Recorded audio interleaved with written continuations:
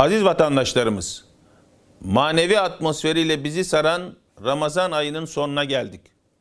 Büyük bölümünü evlerimizde geçirdiğimiz bir ayın sonunda kısıtlamaların kademeli olarak kalkacağı günlere ulaşıyoruz. Bayram geldi.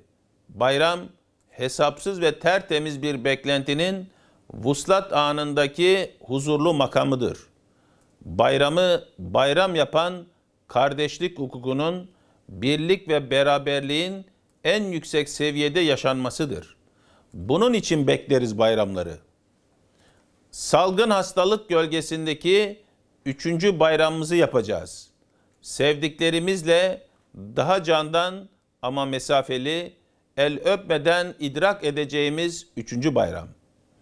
İnsana kalbiyle bakabilmeyi bilen sağlık çalışanlarımız hep görev başındaydı.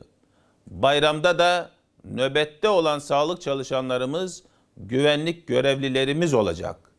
Ailelerinden ayrı kalacaklar yine. Öncelikle onların bayramlarını tebrik etmek istiyorum.